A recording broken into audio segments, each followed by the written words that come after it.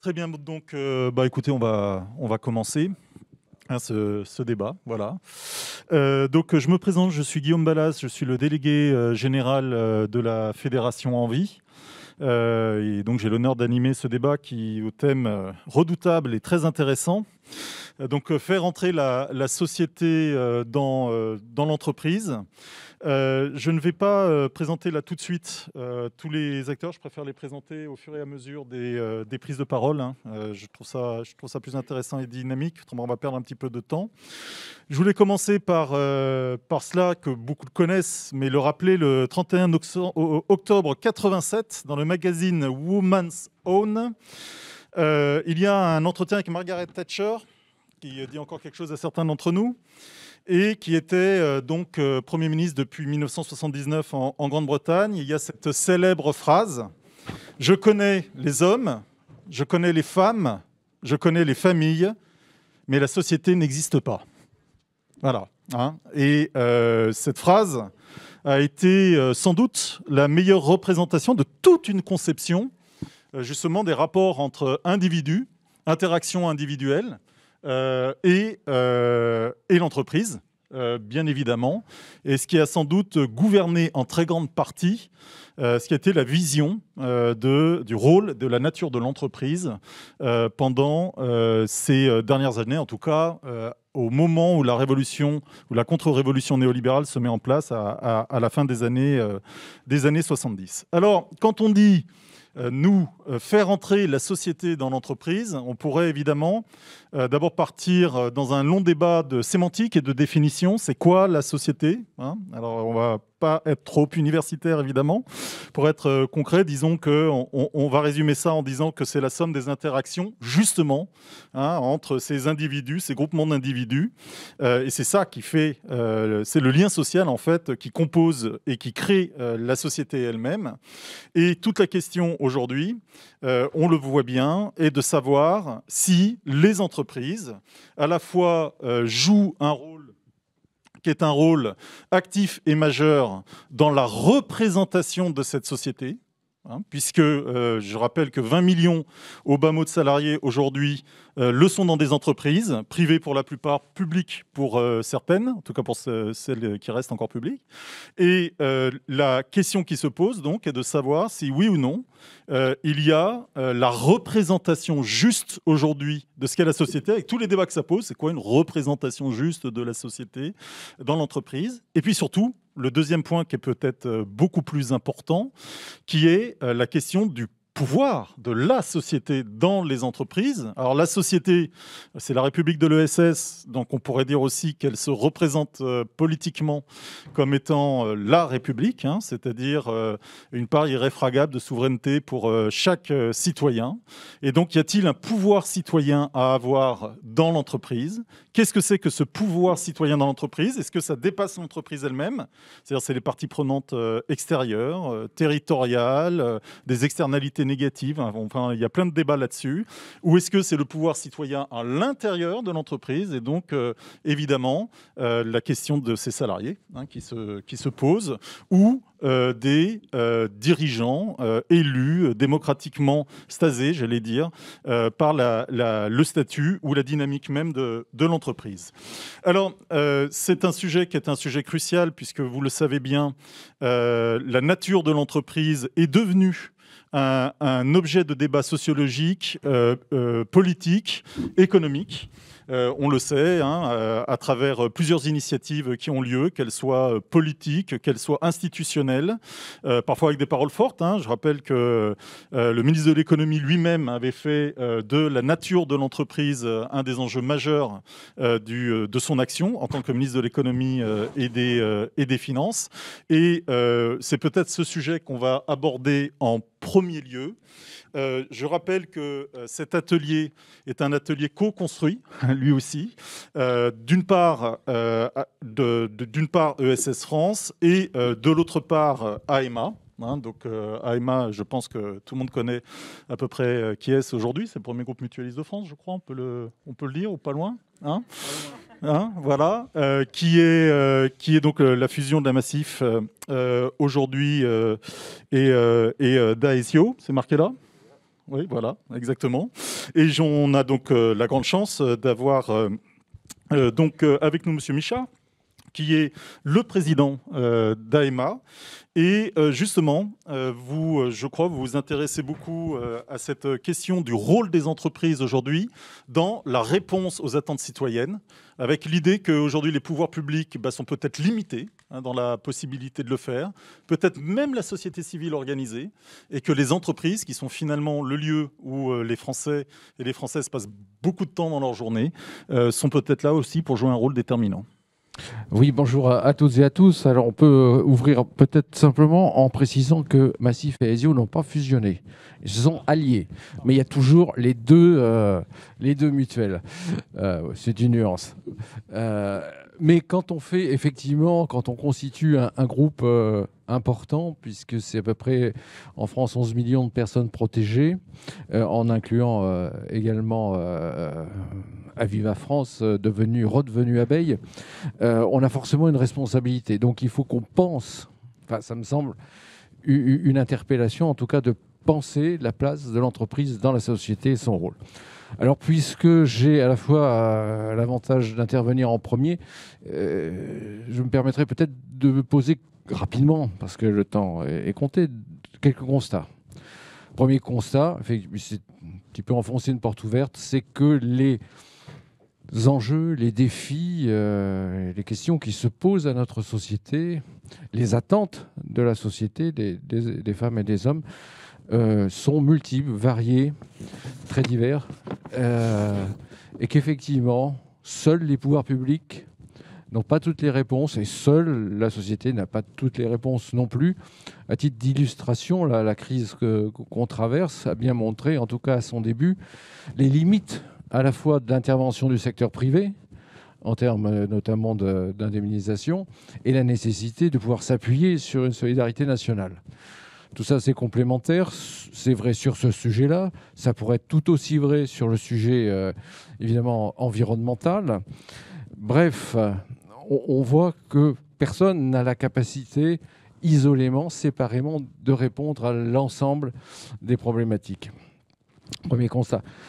Le deuxième, c'est aussi, en tout cas c'est vrai en France, c'est probablement la limitation aussi des moyens de l'État, des moyens financiers de l'État, et donc périodiquement la tentation, soit de manière un peu autoritaire, soit préférentiellement de manière complémentaire, de s'adresser, de se tourner vers le secteur privé et l'ensemble des acteurs économiques.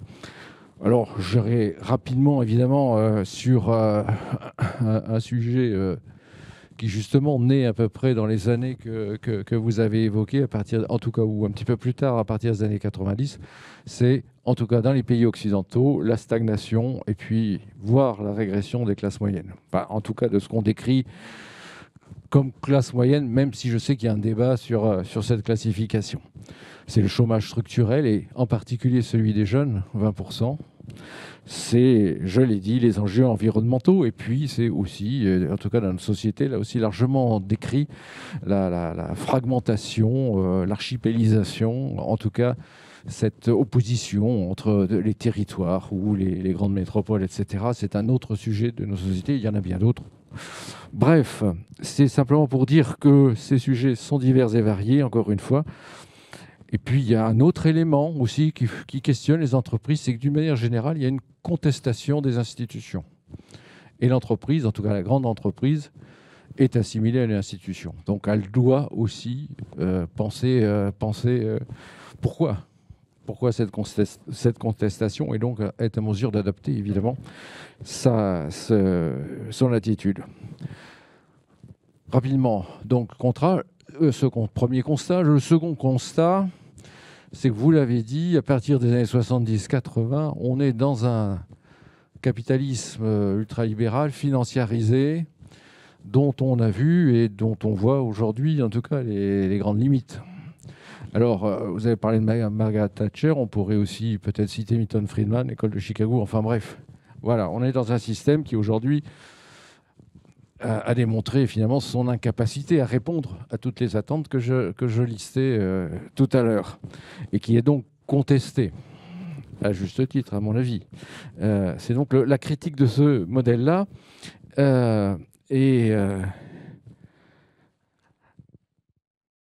L'entreprise doit s'inscrire effectivement dans un ensemble à la fois économique et social. En tout cas, elle doit être, à mon sens, pensée comme ça, comme telle, où justement interviennent les interactions constantes entre l'entreprise et la société. Et alors aujourd'hui, on tente, et c'est des débuts de réponse incomplètes, on y reviendra je pense, mais il y a déjà des débuts de réponse avec par exemple la loi Pacte, mais qui ne s'adresse pas nécessairement aux entreprises de l'économie sociale et solidaire, qui s'adresse... Mais le président de la République l'a dit très clairement lorsque cette loi a été débattue et votée, c'est pour moraliser le capitalisme. Bon, comme nous ne sommes pas des sociétés de capitaux, on est moins concernés. Mais on voit bien que c'est quelque chose qui est en chemin et que si on interpelle les entreprises pour qu'elles soient plus responsables, en creux, qu'est-ce que ça veut dire ? Ça veut dire que peut-être elles n'étaient pas assez responsables, voire pas responsables. Donc, c'est cette responsabilité qui est questionnée, qui est interpellée. Alors, je ne veux pas trop m'étendre. Il y a aussi, effectivement, au niveau européen, le rapport Durand. Enfin, bref, il y a un certain nombre de démarches qui vont dans le sens, effectivement, de faire en sorte que cette fameuse société, qui pour certains n'existe pas, eh bien, soit prise en compte, en fait, par les entreprises. Car si les entreprises, en tout cas certaines activités économiques, peuvent être à l'origine des problèmes qu'on a décrits, et par exemple le plus connu c'est le problème environnemental, je pense aussi que les entreprises sont une partie de la solution. Mais on verra à quelles conditions. Et que dans ce que l'on a pu décrire ou appeler l'anthroprisocène, c'est-à-dire cette civilisation qui est façonnée par les entreprises, et je crois que si on considère le rôle des GAFAM, on voit bien à quel point finalement des entreprises peuvent façonner la société, créer des habitudes, des modes de vie. Et bien donc dans un contexte comme ça, dans cette civilisation dans laquelle on vit, forcément, il faut que l'entreprise s'empare de ce rôle quasi civilisationnel. Sinon, on aboutit à la situation qu'on connaît avec le capitalisme, enfin l'entreprise financiarisée. Et c'est donc penser cette interaction, cette interdépendance, cette relation réciproque constante entre l'entreprise et ses parties prenantes, et parmi ces parties prenantes, la société. Donc c'est cette dualité constante, ce dialogue, parce que c'est une dialectique en fait permanente entre la société et l'entreprise et les entreprises. Et il faut penser cette réciprocité qui s'inscrit donc dans une responsabilité globale des entreprises. Alors comment ?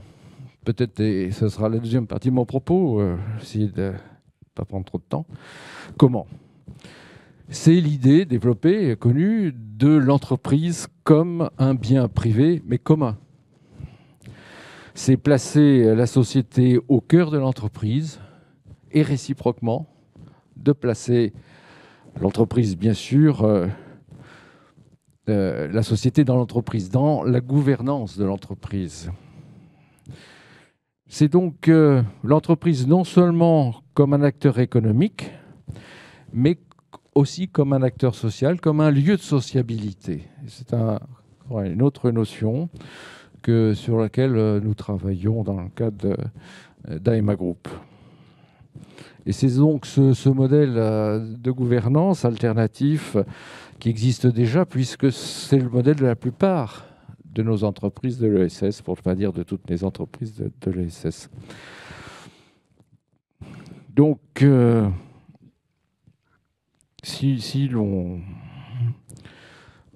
veut refaire société, remettre l'entreprise dans son rôle, par rapport à sa responsabilité à l'égard de la société, il faut, peut-être il y a un préalable, c'est de réconcilier l'entreprise et la société.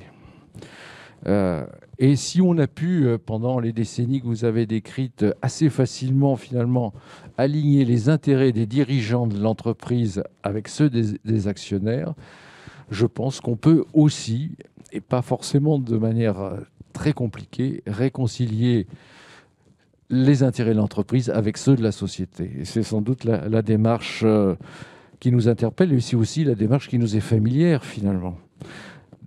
Alors, peut-être quelques orientations pour parvenir pour aller dans cette voie. Et celle que nous défendons, finalement, c'est celle de l'évolution de la gouvernance, en partant du principe qu'aujourd'hui, effectivement, à travers la loi PAC que j'évoquais tout à l'heure, on veut améliorer le système avec un comité qui, par exemple, dans le cadre de l'entreprise à mission, un comité de mission, mais qui est à côté de la gouvernance, qui est en appui de la gouvernance, mais qui n'est pas encore dans la gouvernance, qui n'est pas encore la gouvernance. Et notre postulat, c'est de dire que tout ce que j'évoquais précédemment pour que l'entreprise soit dans la société, c'est de faire évoluer la gouvernance de l'entreprise et que la société soit dans la gouvernance de l'entreprise. Alors, dans une représentation, en tout cas, dans l'évitement, en tout cas, de l'entre-soi, de la cooptation, mais justement de jouer la diversité des profils, des expertises, des genres, la diversité des parcours, des profils, je l'ai dit, donc la parité aussi. Et ce que l'on constate, a priori, c'est que c'est plus efficace en plus. C'est pas simplement une vue de l'esprit, mais en tout cas les chercheurs qui ont pu travailler sur ces sujets-là montrent que finalement, une gouvernance ouverte, comme celle que je viens d'évoquer, est plus efficace qu'une gouvernance d'entre-soi de tous issus de la même école, en gros. Voilà. Ça, c'est la proposition que nous pouvons faire. En tout cas, c'est l'orientation et c'est le postulat que nous faisons. Et c'est déjà des choses que nous mettons en pratique. Alors, tout à l'heure, quelqu'un a évoqué la place des salariés dans la gouvernance. Nous avons des représentants des salariés dans nos conseils d'administration, en tout cas dans notre groupe. Et ça contribue au bon fonctionnement. Parce qu'en fait, même si ça peut faire peur aux gouvernances traditionnelles, en fait, on s'aperçoit que c'est extrêmement contributif, extrêmement positif. Et donc, il faut, je pense, avoir l'audace d'ouvrir justement la gouvernance et que rien ne démontre aujourd'hui que ça peut moins bien fonctionner en faisant comme ça qu'en conservant le statu quo. Donc, je pense qu'il faut oser franchir cette étape.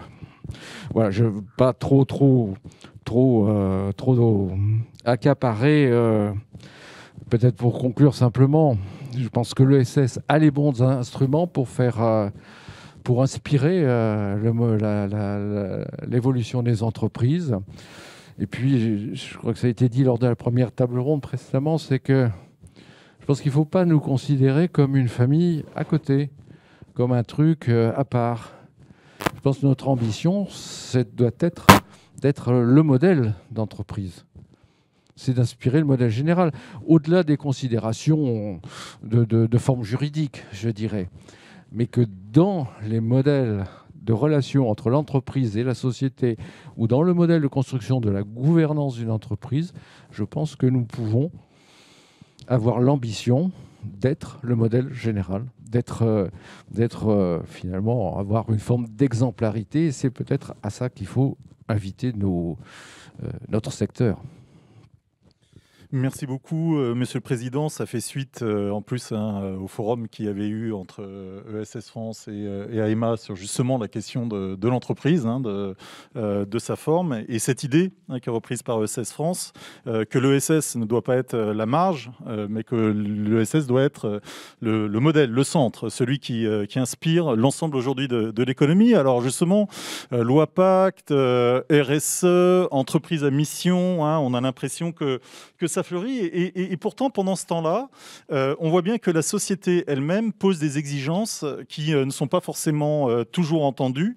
Celle d'abord de la représentation par rapport à ce qu'elle est vraiment. Et la deuxième chose, c'est évidemment la question du pouvoir, que ce soit un pouvoir d'inspiration ou un pouvoir concret. Je pense notamment à la question des conventions citoyennes, hein, puisqu'il y en a une qui avait été établie.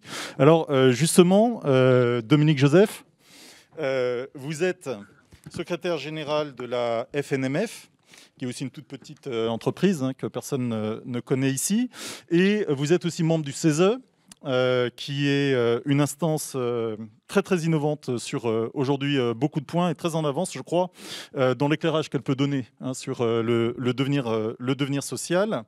Et sur ces deux questions, c'est-à-dire la question de la représentation de la société et sur la question également du pouvoir concret aujourd'hui de la société dans l'entreprise, vous êtes une interlocutrice de choix puisque vous avez établi le réseau Mutel, hein, qui est, vous allez nous en parler évidemment abondamment, une initiative importante pour donner des leviers aux femmes dans l'entreprise et faire en sorte d'aller peut-être vers la parité, mais plus que ça encore, un véritable pouvoir égalitaire. Hein, pour les femmes, vous direz comment vous définissez exactement les choses. Et d'autre part, vous êtes, en tant que membre du CESE, vous avez suivi évidemment cette initiative de la Convention citoyenne pour le climat, hein, qui, on entendait son président récemment, qui disait à la fois tout le bonheur et les limites qu'il y avait eu sur cet exercice-là. Mais ça vous a inspiré aussi, hein, pour la mutualité française elle-même, dans les processus de discussion que vous pouvez avoir, hein, notamment en son sein. Donc, représentation, mais aussi pouvoir. Voilà, qu'est-ce que vous pouvez aujourd'hui nous dire nous donner comme piste pour essayer d'éclairer le chemin ? Alors, merci, bonjour à toutes et à tous déjà. Et puis, ravi de retrouver des amis voilà, qui soient, j'allais dire, de la grande famille de l'économie sociale et solidaire, mais aussi des amis que je côtoie au Conseil économique, social et environnemental. Voilà, je tiens. Et c'est vrai que quand même, il y a ce lien très fort entre la participation, enfin, le SS et la représentation au CESE. Je crois que c'est quand même important de le souligner. Je me permets de le faire. Alors, sur ce que vous disiez, et puis peut-être en réaction ou pour rebondir sur les propos qui ont été déjà tenus, moi j'ai entendu le terme de réconciliation et de la part de Pascal Michard, et je crois que c'est important. Et puis pour réconcilier, il était important, et je vais venir sur le sujet du pourquoi de la création du réseau Mutel. C'est parce que moi je suis convaincue d'une chose, c'est que le statut n'est pas vertu. C'est une phrase qu'on utilise souvent, mais dans la gouvernance mutualiste, le code de la mutualité, eh bien, il écrit un adhérent, je vais le dire comme ça, une adhérente, une voix. Donc, je vais dire, en s'arrêtant sur le texte, on peut se dire que tout le monde est représenté, qu'il n'y a pas de frein à la représentation et à la participation dans la gouvernance mutualiste et dans le processus décisionnel. Mais je dirais au-delà, je pense qu'à un moment donné, il faut savoir un petit peu s'arrêter et faire un arrêt sur image. Et moi, l'arrêt sur image que nous avons fait à la mutualité française, mais pour la fédération, mais aussi peut-être pour inspirer les mutuelles adhérentes à la fédération, c'est au moment où la loi ESS et une loi est arrivée, et à juste titre d'ailleurs, pour venir cadrer ou impulser la question de parité dans les instances de gouvernance et les instances de gouvernance élues. À ce moment-là, c'était un petit peu c'est pas la loi Copé-Zimmermann, c'est une loi bien particulière. Alors déjà, la parité qui est prévue, c'est 40%, d'atteindre les 40% d'un des deux genres dans nos conseils d'administration à l'aune de 2021. C'était en 2014-2015, et à ce moment-là, à la mutualité française, à la fédération, on a pris, ça a été simple. Est-ce que la photographie de la société, de nos adhérentes et adhérents dans leur ensemble, si je fais une photo de groupe, est-ce que cette photo de groupe, elle peut être copiée-collée, elle correspond exactement à la photo de la gouvernance de la Fédération de la Mutualité française et de la gouvernance des mutuelles. Eh bien là, il y avait quand même un grand décalage. Moi, j'appelle ça l'effet miroir, ou en tous les cas, il y avait un sacré effet. Il y avait eu des déformations entre cette photo de nos adhérentes et adhérents, du plus jeune au plus âgé, beaucoup de diversité dans nos adhérents et adhérentes. Je ne vais pas demander des témoignages, mais on le connaît. Et puis, une gouvernance plutôt, pas du tout à l'image. Je ne vais pas la décrire, mais en tous les cas, si je prends le sujet de la parité, le sujet de la féminisation de nos instances, eh bien, là, en 2016, et après 12 ans d'impulsion, d'échange, de débat sur la question du renouvellement de la gouvernance, passant par une accentuation, une accélération de la parité, une accélération de la diversité, mais aussi diversité qui emporte la question de la jeunesse.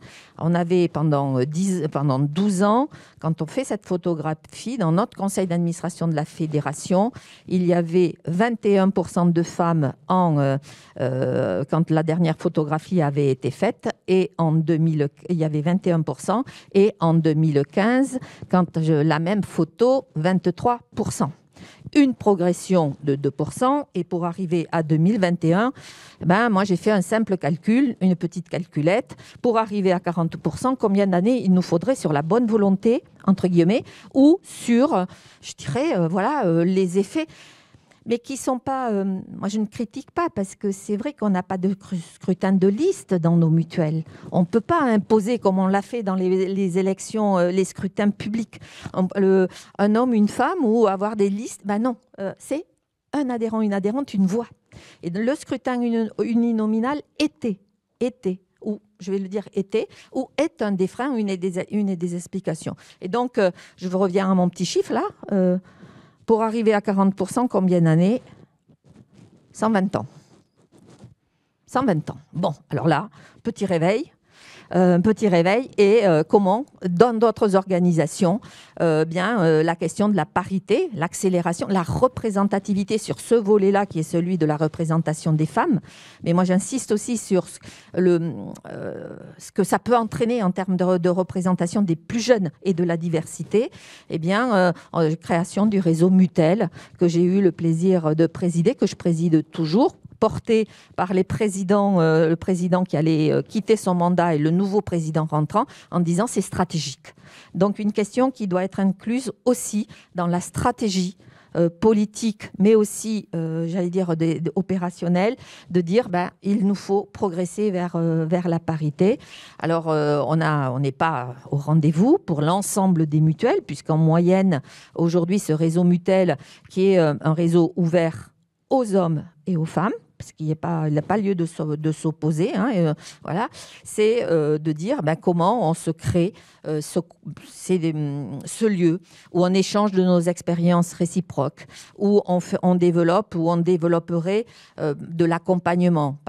On n'est pas au mentorat tel que ça peut exister dans des entreprises du CAC 40 qu'on peut connaître, mais voilà, cette incitation à, tu as utilisé ce mot, à oser présenter sa candidature, à oser être délégué et à oser, alors que les freins sont je ne suis pas capable, je n'ai pas les compétences, je ne connais pas assez l'ensemble des leviers, des sous-jacents d'une gouvernance mutualiste.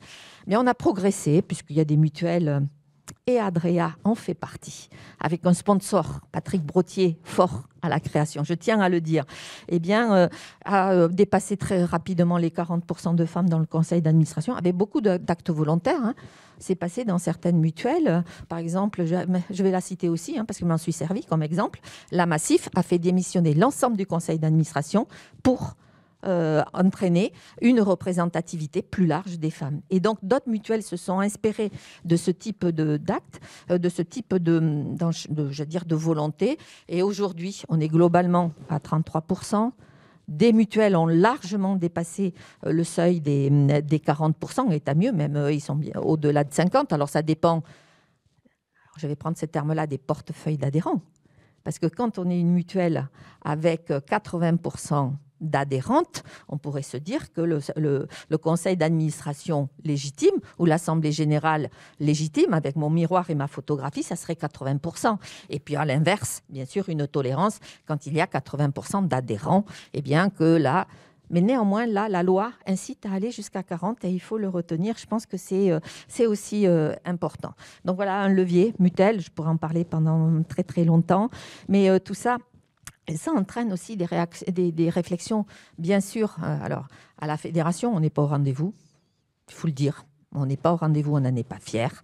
Dans les mutuelles, certaines y sont, mais on a encore à travailler sur ce qu'on appelle un petit peu le plafond de verre que l'on connaît dans les organes dans les gouvernances opérationnelles. Ça existe aussi en mutualité encore.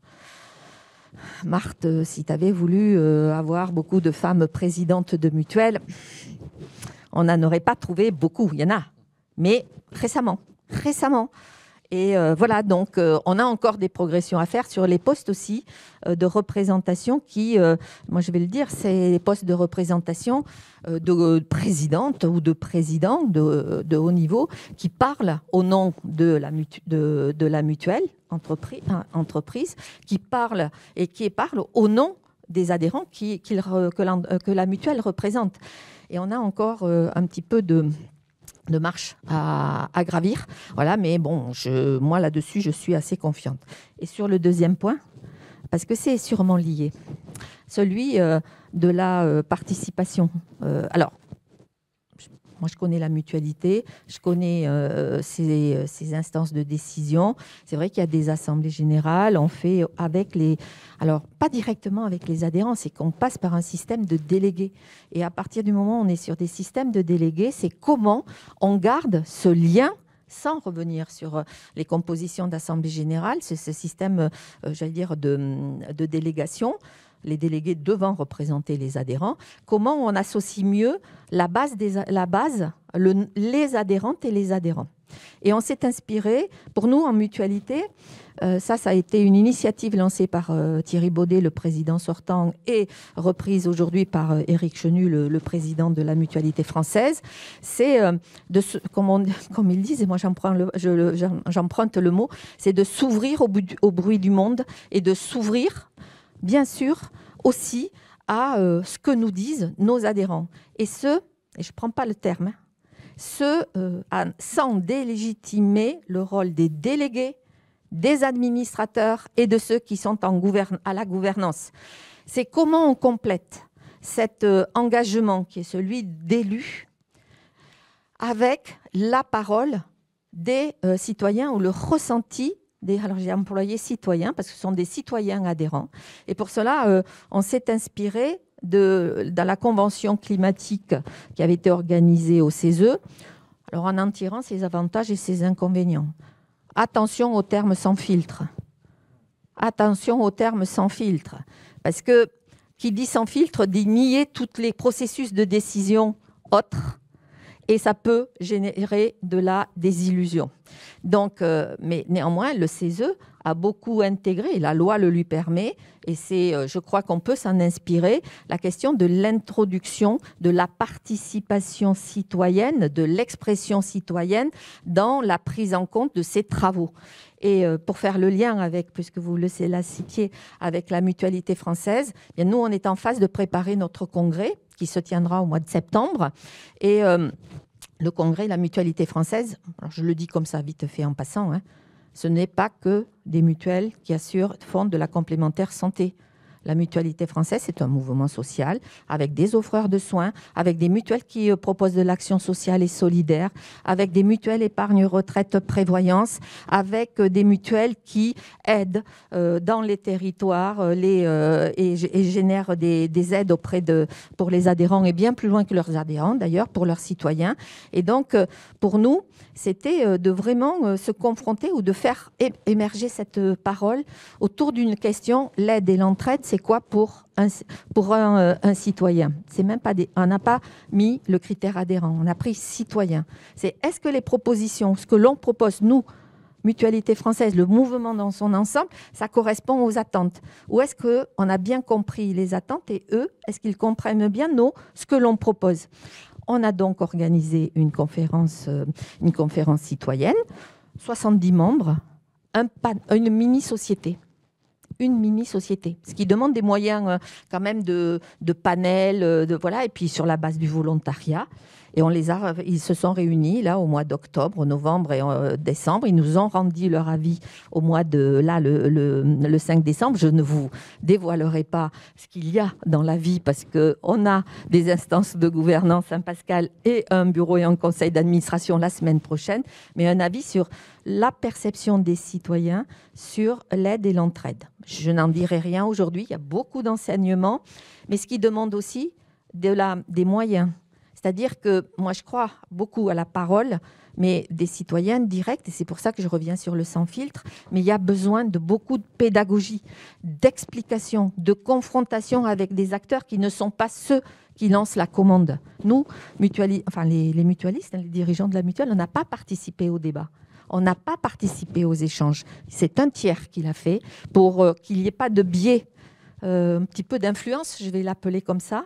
Donc et ça demande des moyens. Ça demande aussi une question qui doit être posée très clairement.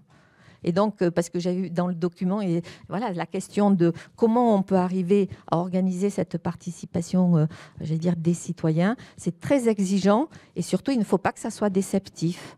Donc, nous, maintenant, avec les instances de la mutualité, avec les délégués des mutuelles, les militants de mutuelles, on va prendre du temps. On va prendre du temps. On ne répond pas de suite. On va prendre du temps de janvier à septembre au Congrès pour analyser toutes les propositions et confronter, là aussi, faire un miroir. Vous dites ça, nous, est-ce qu'on fait pas, est-ce qu'on pourrait faire, avec qui? Voilà. Donc, c'est aussi faire rentrer la société dans nos entreprises mutualistes, des leviers qui, aujourd'hui, et sans remettre en question la gouvernance, parce qu'on nous, on ne demande pas de révision du statut de code de la mutualité. Le code de la mutualité, on ne veut pas de changement du code de la mutualité. On peut devenir entreprise à mission, on devient entreprise à mission si on le souhaite, suite à la loi Pacte. Chacune des mutuelles avancent sur leur raison d'être, d'autres n'y avancent pas. Voilà, il y a aussi cette liberté qu'on souhaite regarder autour de la colonne vertébrale qui est le code de la mutualité. Merci beaucoup. On vous écouterait pendant des heures, mais malheureusement, on a limité le temps. Je ne sais pas pourquoi, d'ailleurs. Bref, il y a des innovations comme ça, de limiter le temps des interventions, que c'est délirant, Marthe, je ne sais pas pourquoi. Bref, merci beaucoup. Et la citoyenneté qui fait irruption dans l'entreprise, qui va dire des choses sans forcément remettre en cause la gouvernance. Il y a bien longtemps, on disait que la démocratie ne doit pas s'arrêter à la porte de l'atelier. Que la question de la citoyenneté dans l'entreprise et les unités de production, ça n'était pas uniquement la question du pouvoir de celui qui détenait les moyens de production, mais aussi de la manière dont on pouvait dialoguer avec ceux qui sont employés, qui sont salariés. Or, ce que l'on peut remarquer, c'est que la France, par rapport notamment à, je crois, la totalité de ses voisins européens, aujourd'hui, y compris les pays du Sud, je le dis parce qu'on a toujours cette idée que les salariés ont du pouvoir organisé dans les pays du Nord et puis qu'il y aurait les pays méditerranéens dont nous ferions partie, où ça n'est pas le cas. Regardez en Italie, regardez en Espagne, les très fortes avancées qu'il y a eu aujourd'hui sur les droits des salariés depuis 10 ans. On s'aperçoit que la France a un retard considérable et regardé du point de vue européen comme étant préhistorique sur la question des droits des salariés dans l'entreprise. Alors, évidemment, on pourrait dire que dans l'ESS, toutes les choses sont bien différentes et qu'il est bien évident que nos salariés ont beaucoup de pouvoir chez nous. Peut-être faudrait-il relativiser ce jugement pour regarder précisément de quoi on parle et si c'est si vrai et si nos propres principes de ce point de vue-là sont appliqués toujours et partout. Et pour en parler avec nous, je remets mes petites lunettes. Laurent Pinet, vous êtes président du CORAS, qu'on connaît bien évidemment, un réseau de 157 entreprise territorialisée. Et vous avez travaillé justement sur la question du dialogue social dans l'entreprise. Donc voilà, je vous laisse la parole. Merci. C'est bon, le micro marche, oui. Bonjour à toutes et à tous, très heureux d'être ici. Particulièrement pour parler de ce sujet-là. Alors, c'est vrai que peut-être rapidement, Coras, alors 587, pas 157, c'était un tout petit peu, mais c'est pas grave. Bientôt 600. C'est plus facile à retenir. Donc, réseau historique de l'insertion par l'activité économique, qui a aussi fait ses mutations et qui aujourd'hui se présente plutôt comme un réseau des entreprises d'utilité sociale et territoriale pour bien marquer effectivement à la fois ces deux fonctions et ces deux dimensions-là. Et ce qui nous ramène un petit peu sur le sujet d'ailleurs. Donc 600 entreprises sur l'ensemble du territoire qui portent un modèle inclusif, bien sûr, collectif, entrepreneurial et solidaire. Qui de plus en plus développe son action pour redonner du pouvoir d'agir aux personnes, on va en parler, développe des actions à forte valeur environnementale, c'est vraiment des orientations très très fortes aujourd'hui de notre secteur et particulièrement dans ce réseau-là. Redynamisation des territoires ruraux, développement et structuration de l'activité dans les outre-mer, et puis bien entendu aussi renforcement de la cohésion sociale dans les quartiers prioritaires, dans les quartiers populaires. Alors c'est vrai que parler dialogue social, place des salariés dans l'entreprise pour des structures d'insertion par l'activité économique qui sont quand même composées, je le rappelle, à 90% de salariés qui sont en CDD et qui restent en moyenne 11 mois dans la structure, c'est quand même une sacrée gageure, un sacré pari. Et essayer d'être exemplaire dans ce secteur de l'ESS, de notre place, dans le secteur de l'ESS qui lui-même enfin Guillaume vient de le dire, a pas mal de progrès encore à faire pour arriver à cette exemplarité-là. On y travaille depuis un petit moment et pour vous dire, on n'est pas encore tout à fait au bout du chemin. En fait, Coras soutient ses adhérents. C'est un sujet sur lequel on intervient depuis une grosse dizaine d'années maintenant. On a mis en place plusieurs programmes pour accompagner nos adhérents dans cette voie-là. Dès 2012, on lançait un grand programme de participation des salariés à la vie de l'entreprise. C'est un sujet qui est travaillé fortement dans nos démarches d'amélioration continue, avec un label spécifique Cedriso qui a un volet vraiment spécifique là-dessus, avec des programmes aussi de promotion de la diversité, notamment de l'égalité femmes-hommes, depuis 2013. Et puis depuis 2020, on a passé un peu la vitesse supérieure en se focalisant vraiment sur la question du dialogue social parce que les CSE étaient devenus la généralité et qu'il fallait bien s'en préoccuper. Et donc en 2020, le réseau a organisé un hackathon autour de ces questions-là, avec la volonté vraiment de produire sur le sujet de cette question de la participation des salariés en inclusion à la vie de nos entreprises, en proposant des orientations stratégiques, des actions de plaidoyer, ainsi que des méthodes et de l'outillage pour que cette orientation-là prenne corps et devienne réalité dans le quotidien des entreprises qui adhèrent au réseau. Et puis plus récemment, puisque c'est la période où tout le monde fait un peu son congrès, Coras a tenu son congrès il y a 2 semaines à Lille. On a tenu à remettre encore le couvert, notamment en faisant témoigner énormément de salariés en parcours de nos structures sur leur vécu en tant que salariés de nos entreprises, de nos organisations, en tant que parfois membres de certains CSE, avec des expérimentations parfois un peu bizarroïdes, mais qui produisent de la parole et qui produisent de l'implication et de la participation. En fait... c'est toujours extrêmement parlant. Mais cette question-là, elle reste de toute façon difficile. Parce que statutairement, effectivement, les salariés en insertion, en inclusion sont de passage. Parce que bien souvent, dans nos organisations, on a plutôt tendance à les considérer comme des usagers, des bénéficiaires, et que parfois encore, on ne peut que le regretter, mais ils sont considérés comme des salariés qui ne sont pas tout à fait des salariés comme les autres. Donc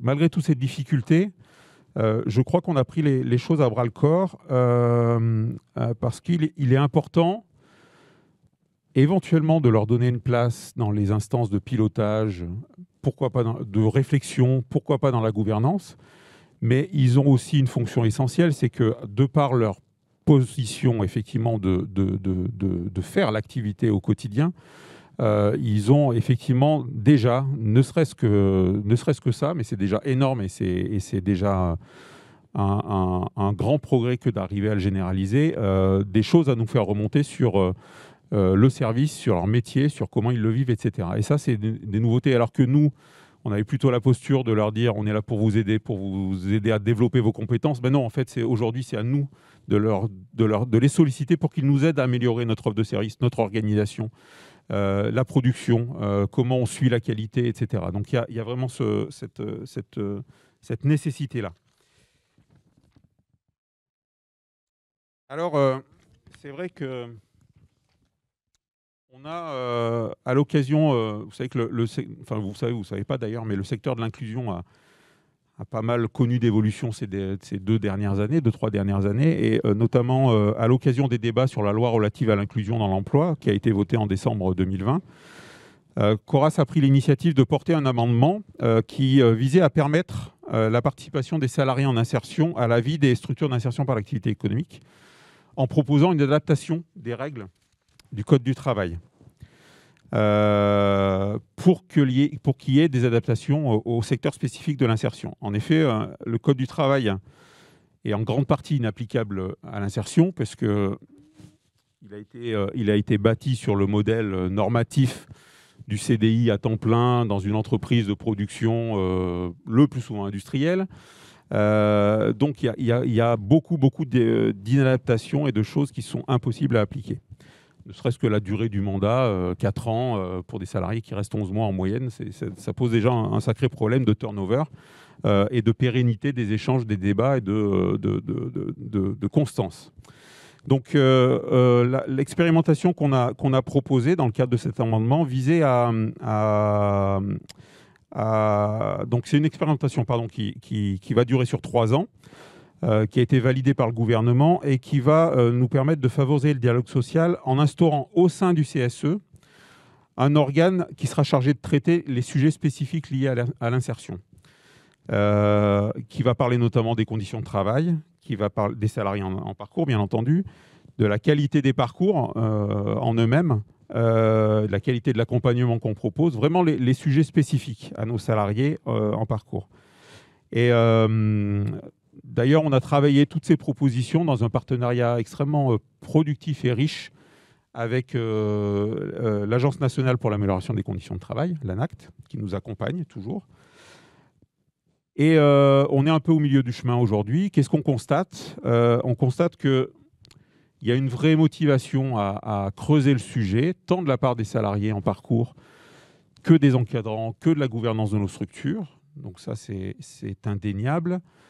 Ce qui rend les choses un tout petit peu plus difficiles, c'est que cette expérimentation elle a été lancée en pleine crise sanitaire, que du coup il a fallu composer avec du télétravail, avec des travailleurs sociaux, des accompagnants en télétravail, du lien avec les salariés qui ne pouvaient pas se faire en présentiel. Du coup, on s'est vite heurté à la question de l'électronisme, de pas mal de questions comme ça. Néanmoins, on a continué à travailler.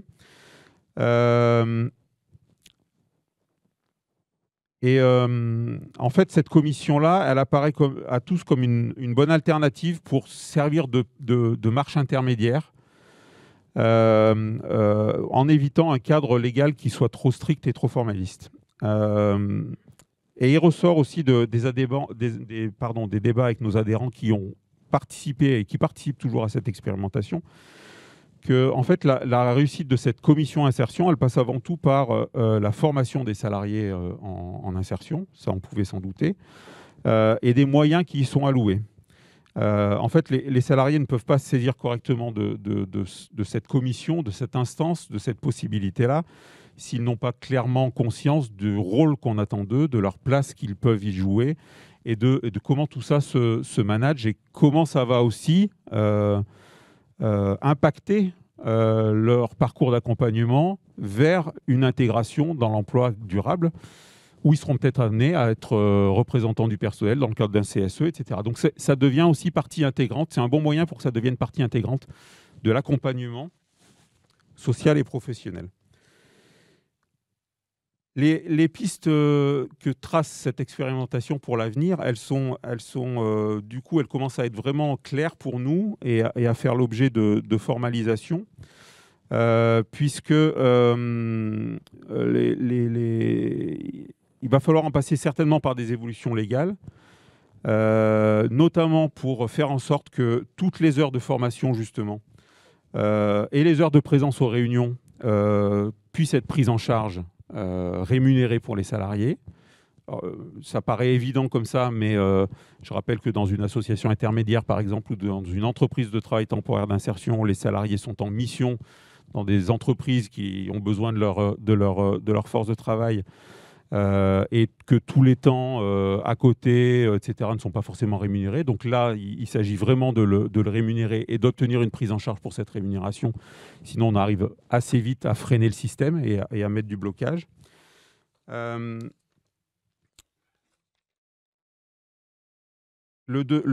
deuxième point, c'est qu'il nous semble important aussi alors que l'expérimentation, c'est parti sur les bases d'une désignation des salariés en insertion dans ces commissions par les membres du CSE, il nous semble important de décloisonner et d'assouplir ces modes de désignation pour que les salariés soient élus par leurs pairs, par l'ensemble de la communauté des salariés, ou alors, selon d'autres modalités, mais en tout cas des modalités qui puissent se discuter entreprise par entreprise, au cas par cas, et pas de manière trop figée, trop rigide. Et puis enfin, il nous semble essentiel que cette commission puisse aussi se réunir au moins 1 à 2 fois dans l'année, en dehors du cadre du CSE. Parce qu'en fait, dans les CSE de nos structures, de nos entreprises, la plupart du temps, les représentants du personnel sont des encadrants, des salariés encadrants, des salariés permanents encadrants. Et c'est toujours un petit peu, ça pervertit toujours un petit peu les choses et ça bloque toujours un peu la parole si dans une assemblée, vous avez en face à vous la personne qui vous évalue au quotidien, qui vous dirige, qui vous encadre. Donc il faut absolument arriver à déconnecter pour que la parole soit complètement libérée. Donc on est vraiment dans cette écriture des propositions dans le cadre de cette expérimentation de 3 ans qui devrait se terminer en 2022. En espérant vraiment qu'on arrive à impulser des choses qui vont permettre de débloquer le système, de l'ouvrir, de le rendre plus souple, et enfin, effectivement, ouvrir la voie vers une vraie représentation des salariés en parcours dans nos organisations, puisqu'ils ont cette place essentielle d'être ceux qui représentent la valeur d'usage de l'entreprise, représentent son capital de production, et donc peuvent en permanence améliorer le système. Voilà. Merci beaucoup, Laurent. Bon, je pense qu'il y a le président d'Envie qui est dans la salle, Jean-Paul Raillard, qui a dû être bien intéressé parce que c'est justement pour toutes les structures d'insertion aujourd'hui un véritable défi, que la question de la participation aujourd'hui des salariés d'insertion à leur propre devenir. On a nous-mêmes dans la fédération Envie des unités qui font quelques expérimentations. On n'a pas encore la méthodologie pour que ça soit durable. Bon, je pense qu'on va déjeuner bientôt ensemble. Voilà, c'était un petit message en passant. Et justement, quand on reprend un petit peu le fil de la discussion, on voit bien qu'on est dans l'idée qu'il y a aujourd'hui la nécessité d'un rôle particulier pour l'entreprise de manière générale et sans doute les entreprises de l'ESS comme une forme d'avant-garde sympathique. Qu'il y a la question qui a été posée du pouvoir citoyen, c'est-à-dire comment la société bouscule aujourd'hui nos entreprises et comment on se laisse faire un petit peu tout en faisant pas de démagogie. J'ai bien compris le message. Comment on représente mieux la société telle qu'elle est dans sa diversité et aussi sa parité fondamentale, c'est-à-dire entre les femmes et les hommes dans nos instances de direction. La question du pouvoir des salariés, qu'il soit pérenne et encore plus pour les plus fragiles d'entre eux, ceux qui sont en insertion. Là où on a eu un discours de gens qui sont des praticiens, qui connaissent, de manière concrète ces sujets. Et là, on va peut-être avoir un temps de recul, justement, avec quelqu'un qui est dans une posture différente. qui est Marilyn Filippi, qui est professeure habilitée à diriger des recherches. Donc, vous êtes aujourd'hui, je crois, à AgroParisTech et aussi associé à l'INRA. Et on a discuté ensemble sur quels pouvaient être les angles intéressants, un petit peu une forme de synthèse avant qu'on passe à des témoignages dans la salle, sur comment aujourd'hui, justement, spécifiquement peut-être, les entreprises de l'ESS peuvent être moteurs dans ce grand défi de faire entrer la société dans les entreprises de manière générale. Merci beaucoup. Bonjour à toutes et à tous. Alors, merci beaucoup pour l'invitation. Puis je vais essayer de tenir le temps parce qu'il y a eu beaucoup de choses très intéressantes qui ont été dites. Et puis, c'est frustrant de ne pas pouvoir échanger avec vous, qui êtes des forces vives sur le terrain. Donc, voilà. Cette question de faire entrer la société dans l'entreprise, en fait, quelque part, c'est la question de la réconciliation entre l'entreprise et la société. Et ça, on a une loi en France, la loi Pacte, comme l'a dit le président Michard, qui a été justement mise pour régler cette question. Et donc, en fait, je dirais simplement que les entreprises et les acteurs de l'ESS, elles ont une responsabilité très grande pour résoudre et pour tenter de réconcilier ces entreprises et cette société. Alors pourquoi ? Il y a 2 points, je pense, très rapidement. Le premier point, c'est qu'effectivement, on a été dans l'abus de la financiarisation, c'est-à-dire le diktat d'entreprises qui sont pilotées, qui sont gérées dans l'intérêt exclusif des actionnaires en fonction de rendu de l'action. Et ça a conduit à des crises, ça a conduit en fait à un système qui est en limite un certain nombre de choses, et c'est la raison pour laquelle, de manière très brutale, je pourrais dire, on arrive à la loi Pacte qui cherche à réconcilier et à mettre au cœur de l'entreprise autre chose que le profit, je dirais, économique, capitalistique pur et dur. Le deuxième élément qui explique peut-être pourquoi cette question elle est prégnante aujourd'hui, c'est parce qu'en fait, on est face à des grands défis. On est face à des transitions, régler le changement climatique, conserver la biodiversité, etc. Eh bien, on se rend bien compte que ce n'est pas le fait des entreprises, ce n'est pas le fait de l'État, ce n'est pas le fait des chercheurs, c'est le fait de tout le monde. Et c'est le fait à la fois au niveau, je dirais, local, mais aussi au niveau national et international. Et ces solutions-là, on y arrivera que si, effectivement, on se met tous ensemble à trouver, à co-créer des solutions. Alors, ce qu'il y a, c'est que, quelque part, l'ESS, dans ces dilemmes et dans ces défis, elle apparaît comme étant quelque part privilégiée parce que, par nature, elle a son objet social, c'est bien un objet qui est à la fois économique, mais aussi sociétal et des fois aussi environnemental. Et ça, c'est une force. Pourquoi ? Parce qu'on le reconnaît. Donc, il y a la loi 2014 qui définit, mais qu'on soit coopérative, association, mutuelle, fondation, on a cette idée qu'on appartient aux membres ou on sert les membres. On a une gouvernance qui est partagée. Donc, le petit film de tout à l'heure, je trouvais, explicitait bien les choses dans cette diversité. Les coopératives, elles ont des membres qui vont donc avoir une personne, une voix, qui sont en propriété du capital et donc qui sont en responsabilité aussi de gérer l'entreprise dans l'intérêt de tous. Et ça, effectivement, c'est une très, très grande responsabilité. Et quelque part, je dirais qu'on se retrouve avec des entreprises et des acteurs qui font de la démocratie et qui sont justement reconnus pour ça. Et en même temps, elles sont un peu victimes de leur succès.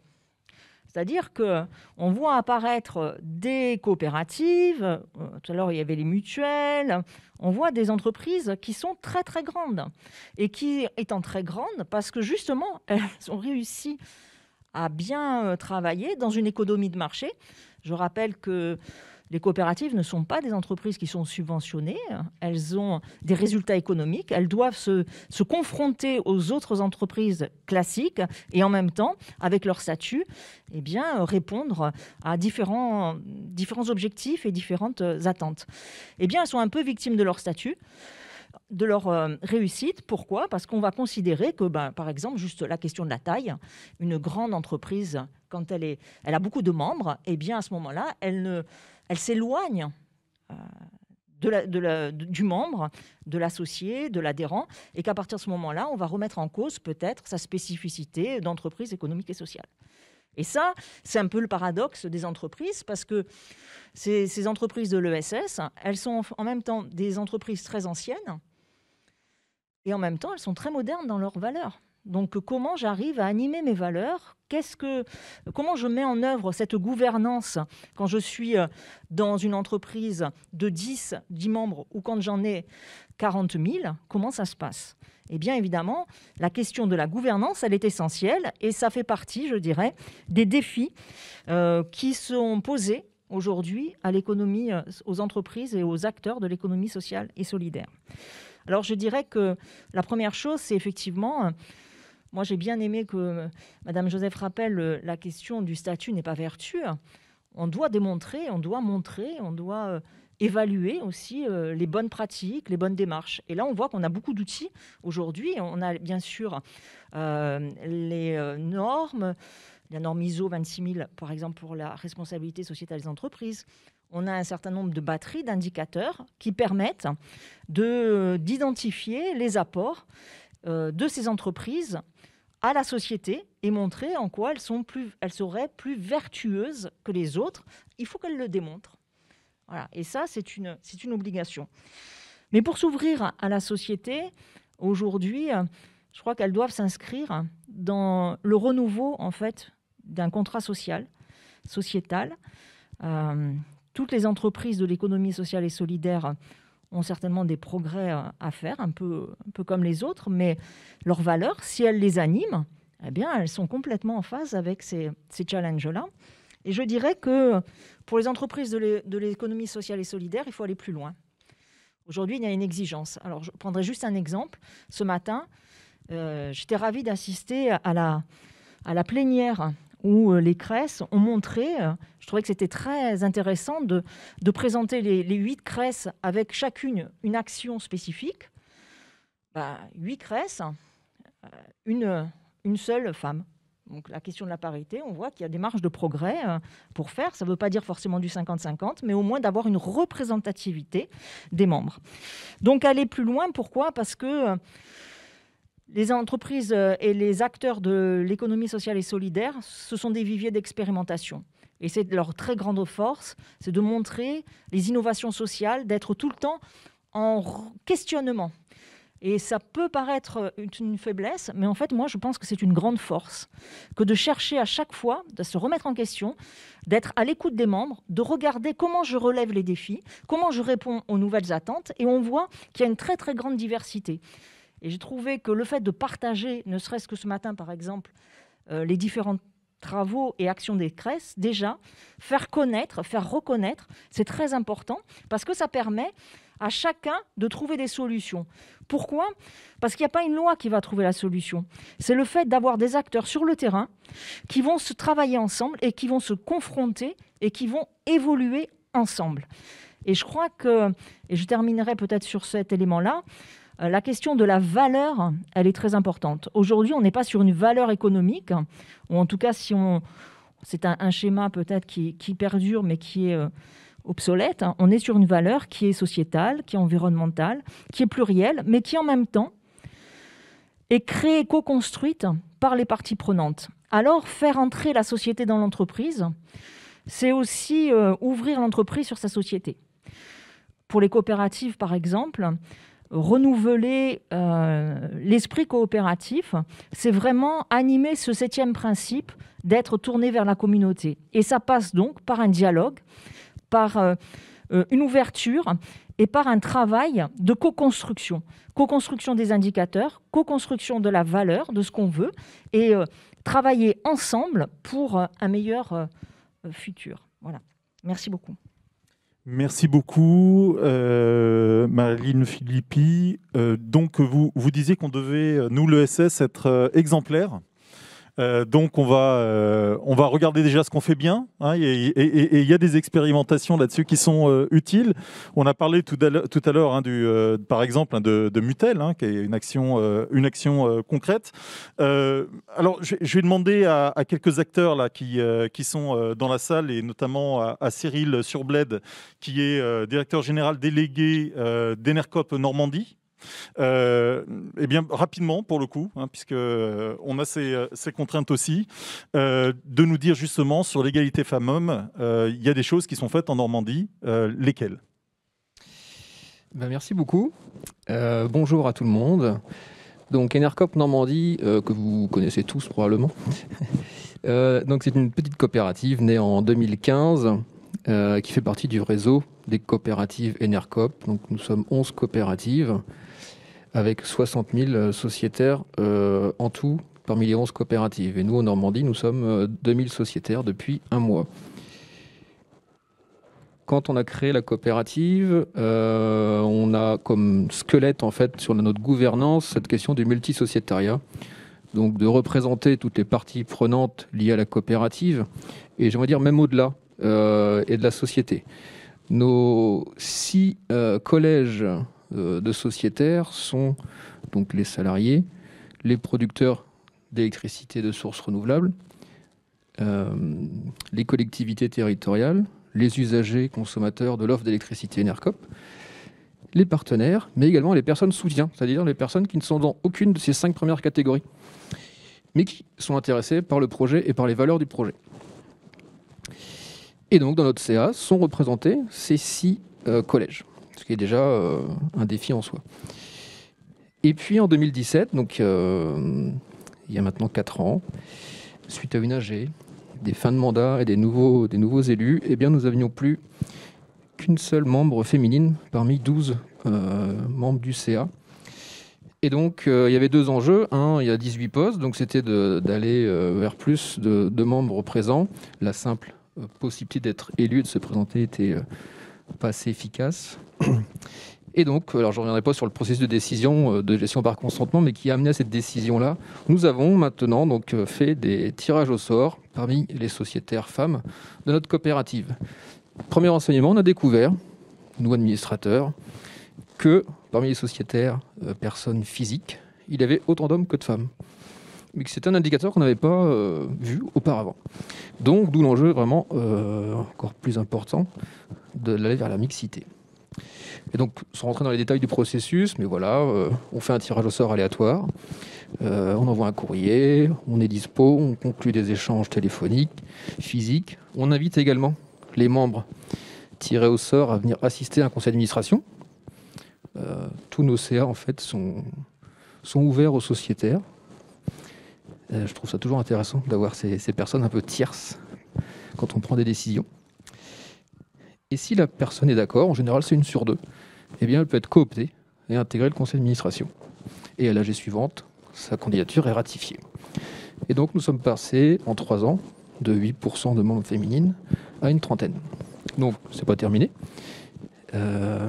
L'autre impact important, c'est que le mandat de présidence est maintenant tenu par une femme et un autre poste important qui nous représente au sein du réseau Enercop.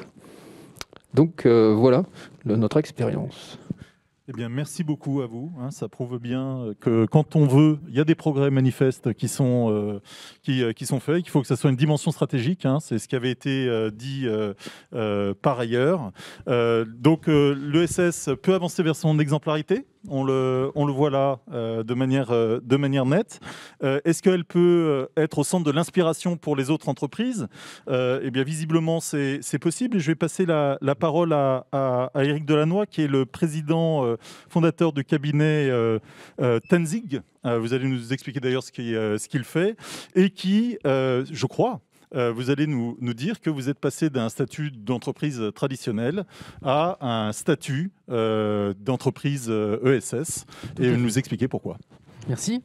Bonjour à toutes et à tous. Oui, alors Tenzing est un cabinet de conseil en stratégie. conseiller en stratégie opérationnelle.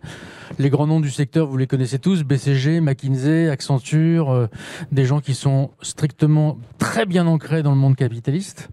Et nous avons décidé de faire bouger ce secteur-là en modifiant 2 codes essentiels. Un premier code qui est le code de l'entre-soi. Ces entreprises recrutent dans les mêmes écoles, dans les mêmes endroits et négligent quelque part la diversité des talents. Nous avons monté un outil de recrutement qui permet de s'affranchir du diplôme pour s'attacher aux compétences pour être un bon consultant. Et par ailleurs, c'est des entreprises qui manient beaucoup d'argent. Et nous avons décidé de travailler sur la répartition de la valeur en créant le prix Tenzing de l'égalité des chances, puisque nous distribuons l'intégralité de nos bénéfices à des associations. Donc ça fait 5 ans qu'on existe, on est aujourd'hui une quarantaine, et en 5 ans, nous avons redistribué 500 000 € à une quinzaine d'associations, donc c'est pas rien. Donc on voit bien que quand on casse les codes comme ça, d'abord on nous regarde d'un drôle d'air, ça c'est extrêmement clair. On a été pousser notre modèle jusqu'au bout, c'est-à-dire qu'effectivement on est ESS par la gouvernance, puisque j'ai fait détenir mon cabinet à 80% par une association. Je souhaitais garder 20% pour les actionnaires de manière à récompenser l'effort entrepreneurial, parce que créer une entreprise, ça prend des risques et il est normal qu'on puisse le récompenser. Vous voyez bien que dans ce cas-là, moi je ne suis pas vraiment dans le doc, je suis pour l'hybridation en fait, des entreprises de manière extrêmement claire. On a mis dans nos statuts le fait de pouvoir avoir une limitation des écarts de salaire qui me paraît majeure. Quand on parlait que le statut ne fait pas la vertu, je pense que l'ESS a encore des progrès à faire sur le sujet. Je le dis avec d'autant plus de facilité que moi, mon rapport est de 1 à 7 entre le moins bien payé et le mieux payé dans l'entreprise. Ce qui est strictement, totalement pas la norme dans les cabinets de conseil traditionnels. Et par ailleurs, nous avons un système d'accompagnement des salariés, puisque nous recrutons des personnes qui sont plutôt éloignées du métier de conseil. On a un accompagnement très particulier, puisque nous avons notre baseline aujourd'hui, qui sont les compagnons du conseil. Nous avons souhaité montrer que la mixité sociale, ça fonctionne, que les talents étaient partout, donc faire rentrer la société dans l'entreprise, c'est bien ce dont il s'agit. Mais quand on agit de cette manière-là, on est confronté à une immense solitude. Immense solitude, y compris des acteurs qu'on aimerait bien rejoindre. Quand on dit que l'ESS voudrait être l'économie de demain, pardonnez-moi de le dire, mais les acteurs traditionnels de l'ESS, les grandes mutuelles notamment, nous travaillons à peu près avec tous les acteurs de capitalistiques ou mutualistes. Les grands acteurs des mutuelles travaillent beaucoup avec BCG et Accenture et que c'est très compliqué de travailler avec eux. Très compliqué parce que les référencements sont compliqués, parce qu'on est une petite entreprise. Bref, on nous traite comme une entreprise particulière. La solidarité, à titre personnel, je la vois peu. Il y a une entreprise, je ne la citerai pas, qui nous a pris parce qu'on était particulier et qui nous garde parce qu'on est bon. Ça me va assez bien finalement. Mais il y en a d'autres qui nous disent mais on a besoin des noms d'Accenture, on a besoin des noms de BCG qui finalement mettent la marque, le système capitaliste avant les valeurs. Donc ça, là-dessus, la solidarité et l'hybridation des modèles, je pense qu'elle a un chemin encore considérable à faire. Voilà. Alors je pourrais dire plein d'autres choses sur le sujet, mais voilà, ça fonctionne quand même parce que c'est un modèle qui fonctionne bien. Les associations qu'on accompagne sont des associations d'égalité des chances. Nous avons souhaité faire en sorte que Tenzing soit un rôle modèle et donc on a mis en place deux chercheurs dans l'entreprise. Un chercheur en sociologie qui va travailler sur l'impact de la mixité sociale sur les organisations, et un chercheur en philosophie qui va travailler sur les transclasses. Tenzing se veut une fabrique de transclasses, et à ce titre-là, on doit pouvoir faire la démonstration ce que ça crée de la valeur économique de manière extrêmement forte. Voilà, merci. Merci beaucoup, c'est très intéressant et innovant, et on va aller lire, je crois, quelques petites choses sur ce que vous êtes en train de faire. Merci. On va donner la parole à la salle. Donc évidemment, il y a toujours des contraintes horaires absolument insupportables qui m'ont été induites. Donc voilà, je ne peux pas faire autrement. Mais tout de même, donc je serai surtout très vigilant par rapport au temps de réponse. Je le dis à ceux qui m'accompagnent. Je vous en prie.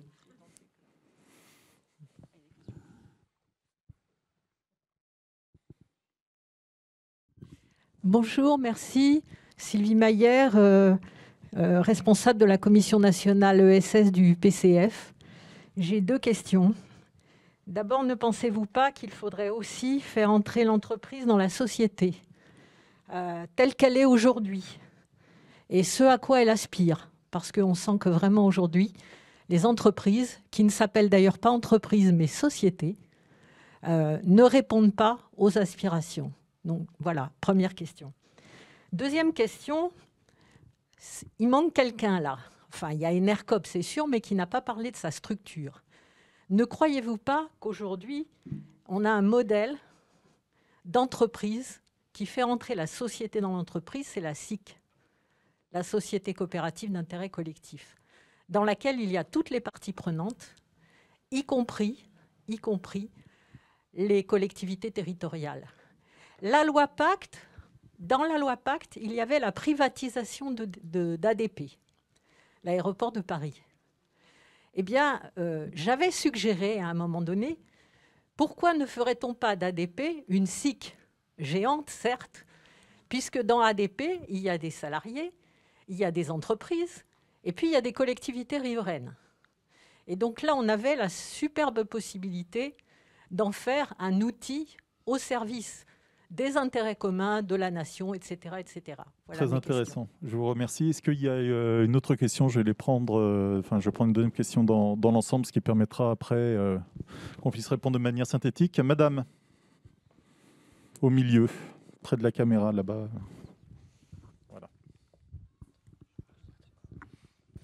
Bonjour, Mélanie Thierry. Donc, je suis la présidente fondatrice d'une coopérative donc sous forme de SKIC. On est une coopérative d'emploi. On intervient dans le champ du médico-social.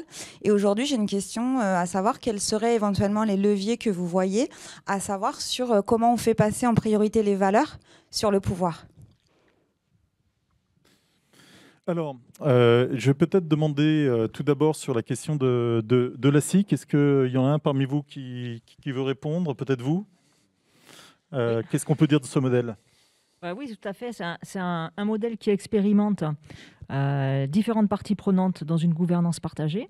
Donc, ça rentre dans l'ensemble des expérimentations pour remettre de la coopération, je dirais, dans les coopératives. On l'a vu avec Enercop, les licornes, ces coopératives de transition. On voit bien qu'on cherche à vraiment travailler ensemble au sein d'une même entreprise. Et ce sont des modèles qui sont aujourd'hui en croissance parce qu'elles répondent effectivement à des aspirations de la société. C'est la raison pour laquelle tout à l'heure, je disais, quand on regarde le territoire, on a vraiment le lieu de réconciliation ou d'action entre différentes entreprises. Voilà, je ne sais pas si ça répond à votre question, mais... Merci beaucoup. Non, mais c'est vrai que c'est un statut qui est très intéressant. A été posée aussi la question des très grandes entreprises aujourd'hui qui n'ont pas forcément le statut ESS ou l'agrément ESUS. C'est vrai qu'elles jouent un rôle absolument majeur dans la direction de la société. Hein. Il ne faut pas se leurrer là-dessus. Et donc aujourd'hui, peut-être c'est à vous que je vais poser la question. Comment on fait? C'est-à-dire, est-ce qu'on passe par la loi? Est-ce que nous devons être exemplaires pour qu'ils nous suivent? Y a-t-il des progrès? Qu'est-ce qu'on fait avec les très grandes entreprises? Alors qu'il y ait des progrès, c'est incontestable à faire. Alors comment faire?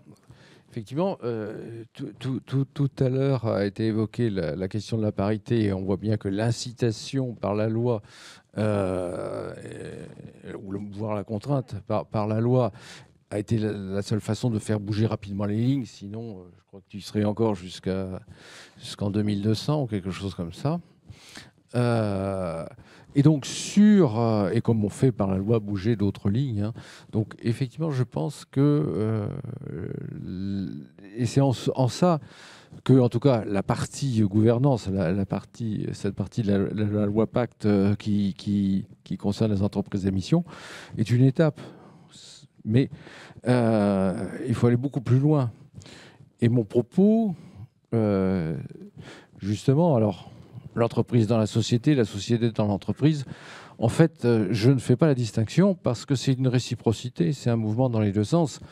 L'entreprise ne peut s'intéresser à la société que si sa stratégie, que si la société est dans la stratégie de l'entreprise, que si sa responsabilité vis-à-vis de la société. Et quand je dis ça, je comprends tous les enjeux environnementaux, l'aménagement du territoire, les enjeux de diversité, d'inclusion, etc., de parité. Voilà, j'inclus tout ça. Donc, que si sa stratégie intègre ces contraintes-là. Et comment faire? Il nous semble, en tout cas, qu'une façon de faire, c'est justement que la gouvernance, et quand je parle de la gouvernance, c'est vraiment la tête de l'entreprise, ça peut être un conseil d'administration ou en tout cas une structure qui décide de la stratégie de l'entreprise, soit elle-même dans sa composition suffisamment diverse pour pouvoir intégrer tous ces paramètres, tous ces enjeux et les penser dans le cadre de la stratégie de l'entreprise. Alors bien sûr, il y a des aspects économiques, des aspects financiers, c'est l'entreprise, mais il doit y avoir aussi une pensée extra-financière, et on doit retrouver ça notamment, et ça peut être une autre incitation, on doit trouver ça notamment dans la rémunération des dirigeants opérationnels de l'entreprise, certes sur des objectifs qui sont ceux d'une entreprise, c'est-à-dire de nature économique, mais qui doivent être aussi des objectifs extra-financiers, et notamment sur la question environnementale, mais pas que. Ça peut être aussi sur la parité dans l'entreprise, etc. Donc voilà, je pense qu'on a plusieurs leviers. La gouvernance, mais l'organe central de gouvernance, encore une fois, la façon dont on rémunère les dirigeants, et puis, pourquoi pas, l'incitation par la loi. Et là, si la loi Pacte introduit une amélioration, à mes yeux, c'est encore qu'une amélioration. À nous, OSS, d'inciter et d'inviter à aller plus loin.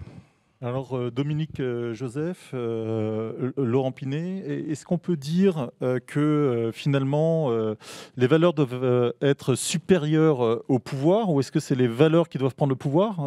Comment ça se passe par rapport à l'interpellation qui a été faite tout à l'heure?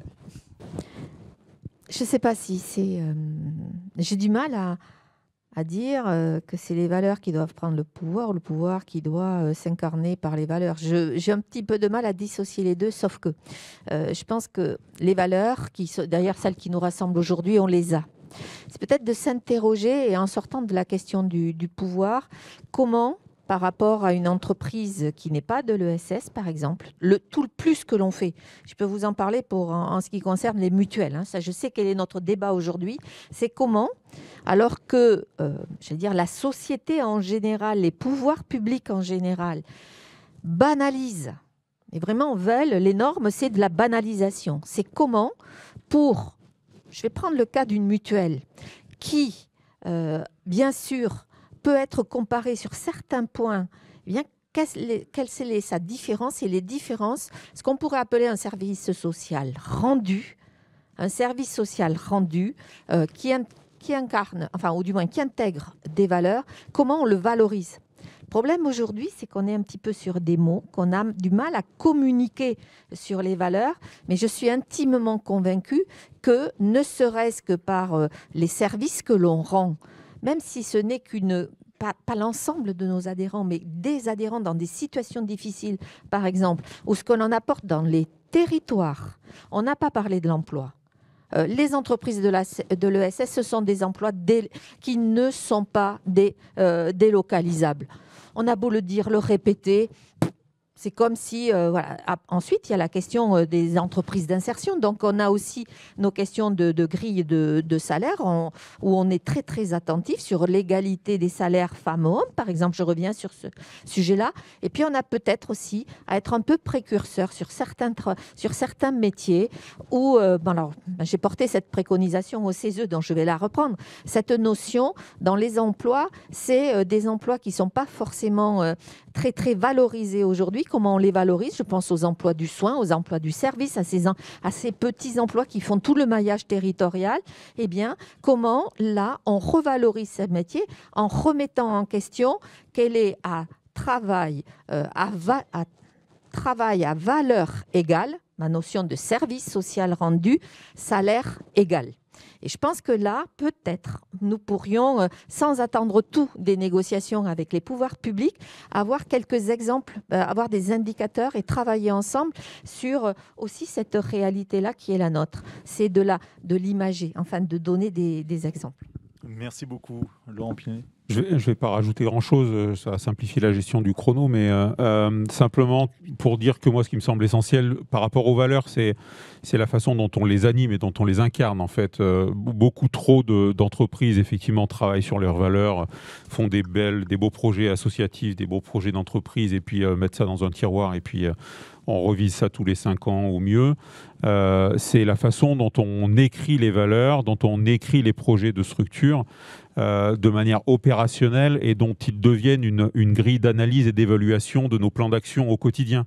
Voilà, c'est pas un rempart contre tout, bien entendu, parce que les forces du pouvoir sont parfois suffisamment perfides et insidieuses pour se glisser partout, mais voilà, les hommes doivent pouvoir incarner les valeurs s'ils veulent que ce soit quelque part une boussole pour les organisations. Ça me semble absolument essentiel. Voilà. Merci beaucoup. Donc, on le voit bien, hein, la question quand même d'éviter, j'allais dire, le valeur washing. Hein, comment on fait aujourd'hui pour que dans la société, que ce soit des entreprises traditionnelles capitalistes ne s'approprient pas constamment des codes qui ne sont pas mis en exercice. Ils le sont parfois, mais parfois il y a un peu plus de communication, hein, que d'autres choses dans la RSE. Nous-mêmes, l'économie sociale et solidaire, jusqu'où nous n'abusons pas, hein, parfois, y compris pour des questions bassement de communication commerciale, de nos valeurs, hein, que l'on met en exergue. C'est bien donc la question de comment nous mettons aujourd'hui l'entreprise et les entreprises au service du bien collectif, hein, du commun, donc de la République. Hein, c'est bien ça l'étymologie même du mot République. Et peut-être que de ce point de vue-là, pour finir par une formule, c'est pas simplement de faire entrer la société dans les entreprises qui est important, mais c'est que nous assumions que la vision, que nous avons de l'entreprise, c'est réellement un choix de société. Je vous remercie. Merci beaucoup.